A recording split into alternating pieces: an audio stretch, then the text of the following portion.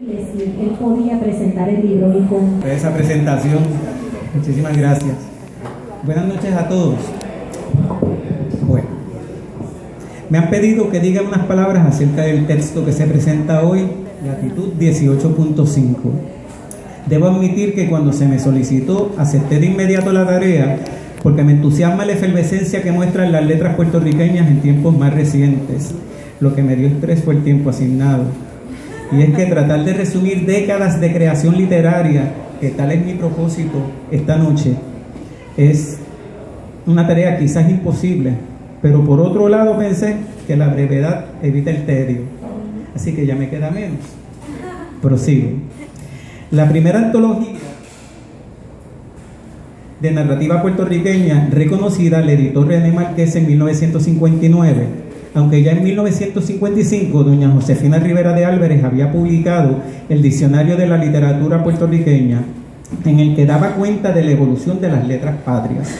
En Cuentos Puertorriqueños de hoy, Márquez reúne narraciones de 8 escritores, todos varones. A la sombra de la búsqueda de la identidad ya fijada por Antonio S. Pedreira en la década del 30, estos narradores trabajan temas que se adentran en la incipiente urbanidad que arropa el país en esos tiempos. Reconocía Márquez que el auge de esta narrativa estaba respaldada por una serie de elementos externos, tales como revistas y certámenes literarios y la labor de críticos. Ese grupo de escritores, junto a muchos otros no nombrados, sentaron las bases para la explosión literaria que se daría a partir de los años 70. En 1983, 20 años después, aparecen 2 antologías que pretendían recoger las expresiones literarias en la narrativa corta de los años 70. Apalabramiento, editada por Efraín Barradas, y Reunión de Espejos, editada por José Luis Vega. Barradas reconoce la subjetividad implícita en la selección de cuentistas representativos del momento. Vega, por su parte, utiliza la metáfora de los espejos para recoger una muestra característica de la producción narrativa que viene desarrollándose desde 1966, pero que despega a partir de 1971. Luis Rafael Sánchez, Manuel Ramos Otero, Ana Lidia Vega, Carmen Lugo Filippi. En total, 14 narradores, de los cuales 5 son féminas, revelan, entre muchas otras cosas, la afirmación de que las mujeres llevan décadas escribiendo buenas narraciones, aún sin el reconocimiento adecuado. Vega hace un recuento de la producción literaria desde el siglo XIX hasta la generación de escritores de los 70, enfatizando en la narrativa. Vale recordar que destaca la superación del modelo realista en la creación literaria y el desarrollo de lo que denomina estilo paródico y dialectal o la escritura en puertorriqueño. El inventario general más completo de escritores verá la luz en 1985 con la gigantesca aportación de doña Josefina Rivera de Álvarez en el texto Literatura Puertorriqueña, su proceso en el tiempo. Pero estos narradores escriben, ya lo dije, a la sombra del canon literario, una de cuyas manifestaciones ha sido la búsqueda constante de la identidad puertorriqueña. Esa tara marcó a muchos, unos para intentar afirmarla, otros para librarse de ella o tratar. Pasarán otros 20 años hasta que en 1995 aparezca en escena, en el escenario nacional, otra antología, El Rostro y la Máscara, antología alterna de cuentistas puertorriqueños. En esta, José Ángel Rosado edita y afirma que presenta, y cito, una antología de lo escondido y marginal de una generación soterrada de los 80. En 1994, el profesor Juan Gelpi publica un texto importante, Literatura y Paternalismo. Gelpi analiza la influencia de Pedreira en los textos literarios y proclama que con la obra de Manuel Ramos Otero, Rosario Ferré y Ana Lidia Vega, y cito, se cruza un límite, una frontera. En ella estamos decididamente fuera del canon paternalista. Sin embargo, apenas 3 años después, en 1997, aparece otra antología, Mal Hablar, antología de nueva literatura puertorriqueña, editada por Mayra Santos Febres. En esta, Santos Febres alega que en estos cuentos por fin se propone un nuevo acercamiento al quehacer literario que se distancia del tradicional rol asignado a la literatura puertorriqueña como forjadora de la conciencia nacional social. Luego, en 1997, se publica Te traigo un cuento, Cuentos puertorriqueños de 1997, editado por el profesor Luis López Nieves. Ahora sí se rompe con el carimbo de la identidad. La más reciente antología de cuentos aparece en 2007, con el epígrafe de Los otros cuerpos, antología de temática gay, lésbica y queer desde Puerto Rico y su diáspora, y compilado por David Cabet Acevedo, Moisés Agosto y Luis Negrón. Se rompe definitivamente con la línea canónica patriarcal al publicar cuentos, tal como lo expresa su título, de corte gay, lésbico y queer. Las antologías mencionadas no legitimizan a la que presento esta noche. Lo digo en el contexto de que, para darle prestigio a la misma, de acuerdo con el canon tradicional patriarcal, implicaría su subordinación al mismo. Debo decirle que este grupo de escritores y escritoras, según mi lectura, no está ni dentro ni fuera del canon.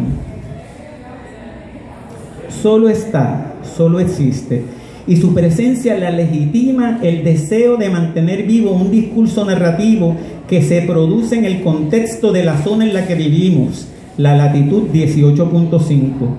Estos cuentos, insisto, no corresponden a un orden totalizante de la gran nación y la identidad, ni la perpetúan ni la atacan. ¿Querría esto decir que los cuentos de los cuentistas de 18.5 se enajenaron de la realidad puertorriqueña? Yo pregunto, ¿acaso se desligaron de la realidad Manuel Ramos Otero, Rosario Ferrer y Ana Lidia Vega? Muchos de los cuentos de 18.5 no pueden ubicarse fácilmente en nuestro ambiente geográfico, político ni cultural. 57 autores, 38 féminas y 19 varones, un español, 2 cubanas, una peruana, una boliviana, un dominicano, una norteamericana, un argentino, una colombiana, un mexicano y 47 puertorriqueños y puertorriqueñas escriben desde la latitud 18.5 porque sienten la necesidad de expresar sus ideas, y el cuento es el género privilegiado para tal tarea. La diversidad de nacionalidades se refleja en esta antología en la variedad de temas, estilos, tonos y técnicas que se utilizan, en la pluralidad de personajes y situaciones: un niño lluvia, un hombre cangrejo, Colombina y Pierrot, Grecia, dioses, mitos, los Illuminati, el lejano oriente, hombres de piedra, insectos con mente propia, noticias de secuestros fallidos, cuentos perturbadores, homosexuales que no lo son, sangre, mucha sangre, piel, deseo, pestes, urbes, viñedos, mutaciones, hojas, muchas hojas, cuevas, espíritus, hasta Hitler. París, Suramérica, brujos, coroneles, campesinos, prostitutas, tigres, clarividentes, computadoras. Se tocan temas sobre lo humano, la experiencia vital, lo trascendental, la miseria vista de muy cerca, los viajes fantásticos, la religiosidad, los niños explotados que se repiten como un espejo deforme de feria, la intertextualidad, la experimentación con técnicas literarias, la muerte, la vida, lo sexual. Y el maligno. Es que lo que pasa es que desde que leí ese cuento siempre tengo que mirar atrás.